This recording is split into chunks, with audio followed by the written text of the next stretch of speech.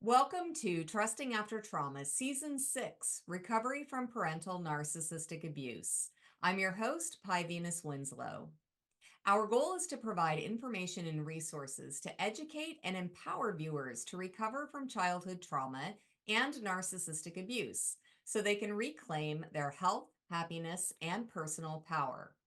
Our speakers specialize in supporting others through their unique expertise and offer valuable insights, tools, and inspiration for viewers to find the courage and motivation to change their lives. I'm absolutely thrilled to have Dr. Margaret Paul here with us today. Dr. Margaret Paul is a best-selling author, relationship expert, and co-creator of the powerful inner bonding self-healing process. She has appeared on numerous radio and television shows, including Oprah. Her book titles include Do I Have to Give Up Me to Be Loved by You, which has sold over 1 million copies. Also, Healing Your Aloneness, Inner Bonding, and the recently released Diet for Divine Connection, the Inner Bonding Workbook, 6 Steps to Total Self-Healing, and How to Become Strong Enough to Love. Margaret has successfully worked with hundreds of thousands around the world and taught classes and seminars for over 54 years. She's also a member of the Transformational Leadership Council. Welcome, welcome, Dr. Margaret Paul. Oh, thank you so much. And I just had a new book released called Lonely No More, The Astonishing Power of Inner Bonding. Lonely No More. Wow, you have done such incredible work, and I'm so delighted to have you here sharing your expertise and wisdom with our viewers today. So, thank you so much for joining us. Well, thank you for inviting me. Yeah. So, inner bonding, for those who have not heard of it, what is inner bonding? Inner bonding is a very powerful 6-step pathway to learning to love yourself, to really discover who you are in your true self, your soul essence, to understanding the programmed wounded part of us that has been programmed with so many false beliefs that govern our life, that part often thinks that's who we are, but we're not. That's not who we are. That was a part we created in order to survive our childhood and to develop a very powerful, spiritually connected, loving adult self. It teaches people how to access their inner guidance and their higher guidance, and basically to become their own guru, their own authority, so that they're not always giving their power away to others. It's an amazing process. It's completely changed my life and so many of the lives, like you said, all around the world of people that are practicing it. Yeah, yeah. And so important when it comes to narcissistic abuse, especially in childhood. You mentioned that those belief systems that, aren't true. And that's exactly what happens when we experience narcissistic abuse is we tend to start believing other people's stories about us. That's right. That's exactly right. Yeah, Hmm. and well, I grew up with that as well. I had a narcissistic mother and a narcissistic father. I was an only child. So I grew up with that. And when you grow up with it, you think it's normal. You don't realize that it's not. And I came in as a very highly sensitive person, and very compassionate and very empathic. And of course, neither of my parents were capable, as you know, narcissistic people don't have empathy. And it's so confusing for a child I mean, I could always feel my parents' feelings, and they like I was an alien to them. That there was always something wrong with me because of my being sensitive and my having empathy. And so, when you grow up with that, it's very destructive to who you are. You don't think, like, I didn't think that I was a good human being. And that's a disaster. Absolutely. I resonate with that so much, my own experience. So thank you for sharing that. So this inner bonding, it's tell us why it's such a powerful modality for healing trauma. Well, you see, what happens with us is that we absorb what we call the wounded self. Like what I said, the wounded self is the part of us. It's in the lower left brain. It's the fight or flight mechanism, and it's where our false beliefs are stored. And so when we grow up, we absorb so many of our parents' wounded selves. Children always do that. They absorb their parents' tone of voice, their criticism, their judgments, their way of being in the world, their addictions. What happens with inner bonding is that when you develop a loving adult that can tap into a source of love and truth and learn to take loving care of yourself in the way that you never were as you were growing up, that's what heals. You see, that's what heals the false beliefs.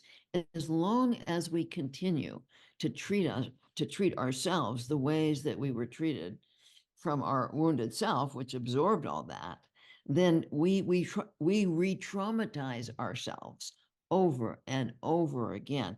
And I see this with just about everybody I work with, even if they didn't have a narcissistic parent, is that they may have had a parent who was highly judgmental or critical um, or neglectful, all kinds of ways of child raising that are anything but loving.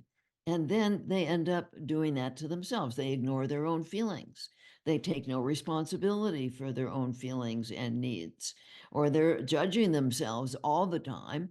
They're making other people responsible for them, just like their parents did. They're turning to various addictions. These are all ways of abandoning oneself. And yet, if that's what we grew up with, we just do it without realizing that we're abandoning ourselves, and self-abandonment is re-traumatizing.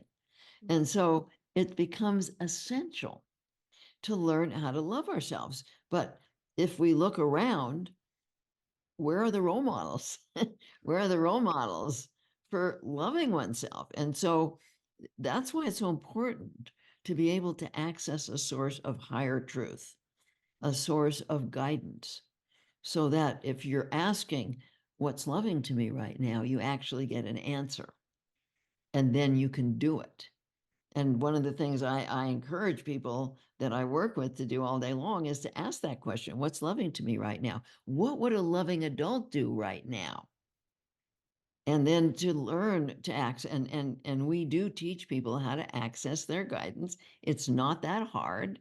It's actually quite natural. We were born in our upper right brain, and neuroscientists have verified this, that in our upper right brain we are capable of accessing our higher guidance, our higher self, God, spirit, whatever you want to call that. It's there.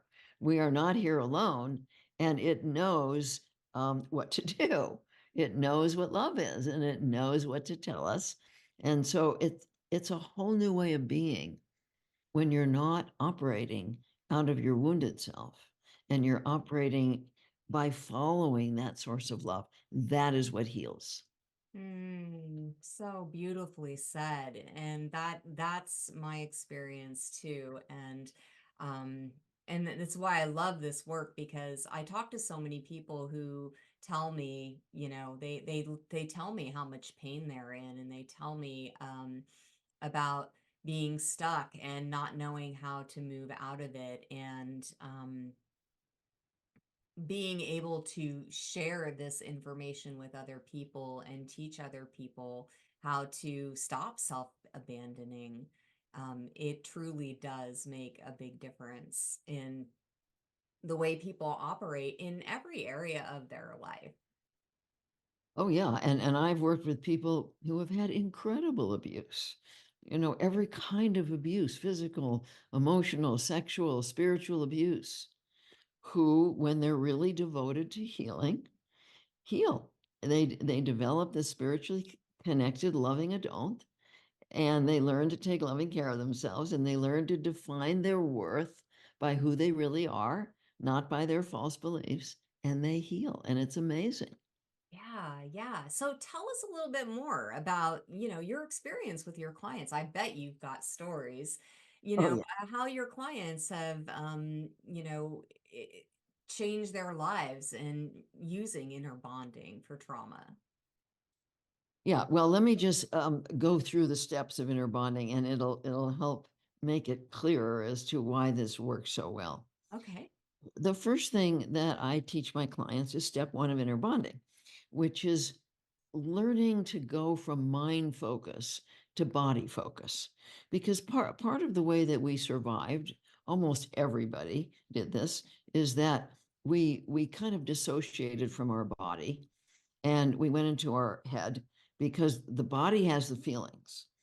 And if the feelings are overwhelming, as they were for so many of us, especially with narcissistic parents, they're pretty overwhelming, then we have to learn to disconnect from our body. We have to learn to disconnect from our feelings. We have to learn some form of dissociation. And we go up in our head, we go up in our mind, our thinking mind, so that we don't actually feel our feelings. And we're also told, well, your feelings don't mean anything, or they're not accurate, or why cry over spilt milk, or all kinds of reasons not to feel your feelings. And if people have the experiences like I did, my mother was allowed to feel her feelings, but I was not allowed to feel mine. Her feelings were okay. And she could cry and she could demand and but I was not allowed to do that. We all had to tend to her. My father's narcissism was much more covert, but nevertheless there. So we learn to not feel. So many of us learn to not feel or to not trust our feelings. Yeah. And what we teach in inner bonding is that all of our feelings, every single feeling, has information for us. And so we teach that there's two kinds of feelings. One are the feelings that we cause from our self-abandonment. So this is feelings like anxiety or depression or guilt or shame or anger or things like emptiness or aloneness or jealousy or envy. We cause these feelings by both our emotional and our physical self-abandonment because if people are abandoning themselves on the physical level and eating junk food and keeping their frequency low, they could, research has shown now recently, which I've known for a long time, is that that affects our microbiome. And then toxicity goes up into our brain and can cause anxiety and depression and all kinds of other things. So we teach people to learn to love themselves both physically and emotionally. But when you're not doing that, then the wounded self is going to take over and is going to abandon you and create all these what we call wounded feelings. Hmm. And then there's another category of feelings, which is kind of the existential feelings of life, like loneliness when you don't have anybody to share love with, grief when you've lost a loved one, helplessness over other people and over the outcome of things, and heartache and heartbreak. People are being unloving. And so that hurts the heart. It hurts the heart. And so there's that level of feelings of life that we also need to learn to handle. Mhm. Because let's say somebody is being really mean and yelling at us, it hurts the heart. But to blame them for it is to render ourselves helpless because we don't have control over other people. And that's one of the major things that people need to learn. And so we need to learn from all of our feelings. We need to learn from our wounded feelings regarding how we're treating ourselves. Are we loving ourselves or abandoning ourselves? Or what's happening with another person or a situation? Those feelings of life also have a lot to tell us. Mhm. So it's not that we can always rely on our feelings about something like the lottery numbers, for example. It's not that. It's mainly whether we're loving ourselves or abandoning ourselves or something's going on externally that's dangerous or with a person that we need to attend to. Mhm. And so it's so important to be in our body with our feelings. If Yeah. we're not there, how are we going to get this information? So step one is learning to be present in your body. For me, that took quite a bit of time. When spirit brought us inner bonding, I had to practice a lot to get into my body. Step two has to do with the basis of inner bonding, which is a concept of intention. And there's only two intentions. Either your intention is to learn about loving yourself and sharing your love with others, or your intention is to protect against pain with various forms of controlling, avoidant behavior. And that's where we all are before we start doing any work, because that's what we learned, is to protect ourselves. Don't get hurt. Oh my God, can't handle hurt. I have to do everything I can to not get hurt. But when your intent is to avoid hurt and avoid pain, you can't love. And one of the things that we teach people about accessing their higher guidance is it's about frequency. Spirit exists at a high frequency. We have to be able to raise our frequency high enough to hear spirit. If we're in our wounded self and we're in these wounded feelings and we're judging ourselves and we're acting out of our wounded self, we're in a very low frequency. But when we learn to love ourselves, love has a high frequency. And so when you're loving yourself, even with painful feelings, you'll be able to access your higher guidance. And when you're feeding yourself well, because frequency is also about the body, it's about eating clean. I eat clean organic food, single ingredients foods. And I've done this I was really lucky in my early 20s. I was an ill child and I was sick of being ill in my early 20s. So I read books early and I learned about the contamination of our food many, many years ago. So I'm the only person I know that's been eating all organic for 62 years.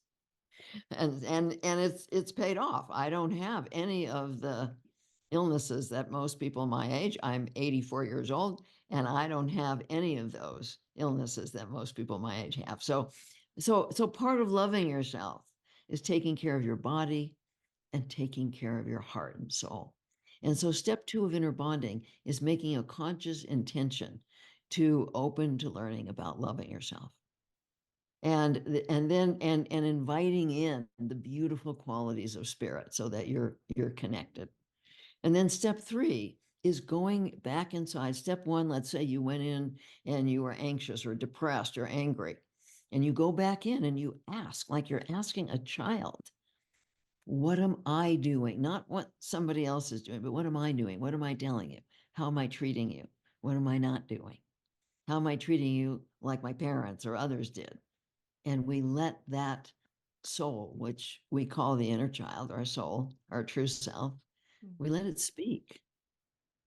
And if it has enough trust, it's gonna tell us stuff. Sometimes I have to work with people a long time to develop a loving adult before that inner child will trust you. But lots of times the child will say, well, you're pressuring me, you're judging me all the time, you're telling me I have to be perfect, I better not make a mistake, or you're just ignoring me all the time and I'm alone, I feel like I'm in a cage, you don't let me be me. There's all kinds of things that inner child might say. Mm-hmm.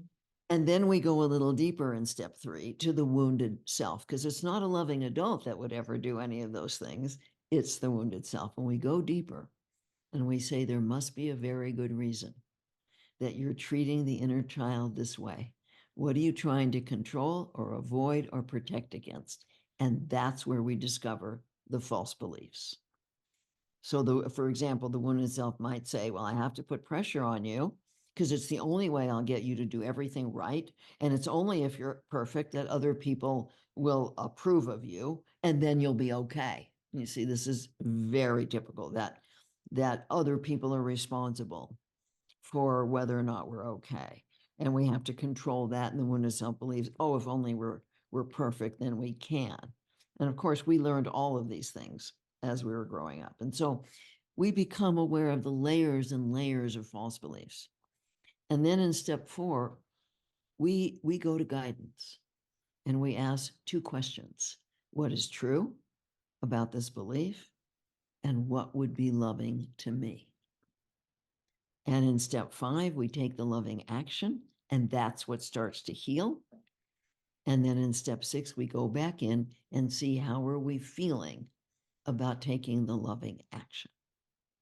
So I hope you can see, I'm sure you already know this, that when you do these steps, healing happens. You start to treat yourself completely differently. And when you do, interestingly enough, when you do, you start to get treated differently by other people as well. Yes, it's so true. And I love what you were saying about the inner child and learning how to be the loving adult, the loving parent, because the inner child needs to trust that that loving parent part of us. So the title of this series is Trusting After Trauma, and so it really just hits home that the way to heal from trauma is through this process of inner bonding. Yeah, it's really, really amazing how powerful it is for people who have been very traumatized.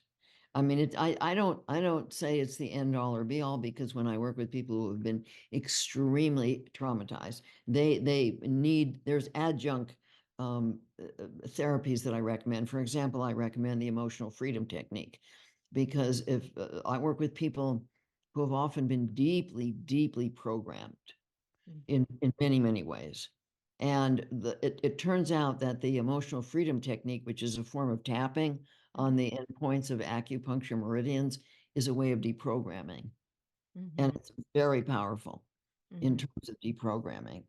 And so it's like you can take a belief and tap on it, and it'll start to release the belief along with taking loving action. See, the thing is, people do these trauma therapies, but if they don't learn to love themselves, it doesn't heal.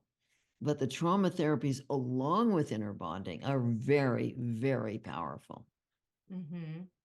Yeah, the part about the taking action, it's so important. We can't just like absorb information and expect miracles to happen. We get to actually be actively involved in the process of Right. being loving to ourselves, like a verb, loving ourselves, and actually doing loving things for ourselves. That's right. That's right. And lots of times people think it's like, oh, what I do, I get my nails done once a week, and I take a hot bath, and things like that, or even I eat well, or I get enough exercise. But they don't realize that they might not be taking responsibility for their feelings, and this is essential. If you're ignoring your feelings, or you're judging yourself, or you're making others responsible, or you're numbing out with addictions, you're not taking responsibility for your feelings.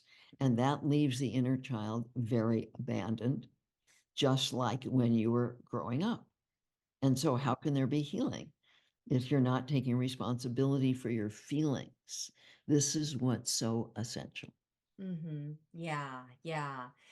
Tell us tell us a little bit more about accessing the spiritual source of wisdom, love, and comfort when we're doing this process to heal from trauma. Yeah. So the challenge is to get into a state of inner peace. And one of the things that I recommend to people is to find out what does that for them. Like for me, being in nature really helps me get into that state. For some people, it may be music. For some people, it may be doing something creative, playing with an animal, being with a child, dancing, chanting, praying, moving. It just depends on what works for you. But the essential ingredient is to be open to learning about loving yourself. You can do all those things. I mean, I've worked with people who have meditated for umpteen years, and they still are not loving themselves, and they're still depressed, until they realize, oh, I'm not loving myself. So of course I'm depressed. I've been meditating, but I can get into a high frequency for a while, but what about the rest of the day? And so the essential ingredient is the intention to learn to love yourself. That immediately raises your frequency. And part of, like I said, part of loving yourself is eating well, getting enough exercise, taking care of your physical body. But you have to have the intention to learn to emotionally love yourself as well. And that will raise your frequency. The two together, the physical body having a high frequency due to eating well, and the intention to love yourself really is, it's very magical when it comes to raising your frequency. And then you can do the extra things like being in nature or listening to music or meditating or praying or whatever. But without those two, you're not going to get there. But Yeah. everybody is capable of that. And when I work with people, almost everybody that I work with, when I ask to really breathe into their heart, open to learning, visualize, I have people visualize, even if they don't believe in anything in spirit, they can visualize like an older, wiser part of themselves, like themselves 500 years older. Most people can visualize that. And that'll raise their frequency, and then they can start to use their imagination, which also raises the frequency, to have a conversation with that higher self. And they're often amazed regarding what they come up with. An interesting story about this was a long time ago. I was writing a book on child raising, and I had a woman working with me on it. And she was helping kids in high school. She was tutoring them, and she was teaching them inner bonding. And so there was this one boy who was, I think it was on the football team, and he was failing math. And he had to be able to pass math in order to be on the football team. So she taught him inner bonding. And he started to visualize an inner coach. It can be anything that you want to visualize. And see that higher self part of us has all the information we need. It's all stored there. We just have to access it. So he started accessing his higher coach, and his grade went from an F to a B just by practicing inner bonding and doing that. He started to be able to access that. And this is a high school football player. So we're all capable of doing this. It's just that, and it is, like I said, natural. It's just that, I wasn't taught anything. My parents were atheists. And I was taught nothing. In fact, the word God in my household was like a bad word. Oh, it's just people use that as a crutch and blah, blah, blah. It was not good. And so, but I was a spiritual kid, and I had to find my own way. And so anybody can find their way. A lot of people have been spiritually abused. They were told that God's going to punish them. And, they better toe the line, and they better follow this religion or that religion or whatever, in order to be okay in God's eyes. And all of that is spiritual abuse, Mm. which, by the way, I talk about a lot in my new book, Lonely No More. Wow. Wow. So much amazing goodness you have shared with us today, Margaret. Thank you so much. And Well, you have another gift to share with our viewers. Can you tell us about that? so was it an ebook that I sent to you? Yes. I have so many ebooks, so I have to read the name of it. It's the six secrets to profound self-love and joyous connection. Yeah. So that will help people begin to do the inner bonding process.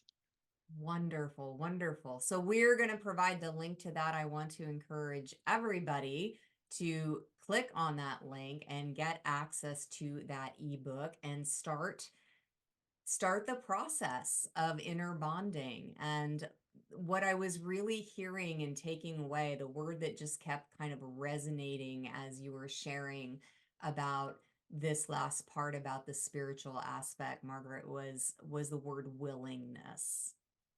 Oh yeah. Yeah. Yeah. I mean, that's a real key. That's part of step one, the willingness to feel your feelings, Hmm. the willingness to take responsibility for yourself, Hmm. physically and emotionally. Hmm. Yeah. Yeah. That's right. Yeah. The willingness to take action. That's right. To take action. Yeah. The willingness to evaluate the actions. Yeah, and the willingness to even just use your imagination to Mhm. open the spirit, even if you don't believe anything is there. Yeah. Yeah. Ooh, I just got chills. I was just feeling that so much. Thank you. Thank Well, you so much. you're very welcome. Thank you. Yes, I deeply, deeply appreciate you sharing your expertise and this valuable free gift. So thank you for being with us today. You're very welcome. And I want to thank everybody who's joining us for Trusting After Trauma Season 6. We hope that you enjoy this journey with our experts on how we can recover from parental narcissistic abuse and heal our body, mind, and spirit to live joyful, authentic lives.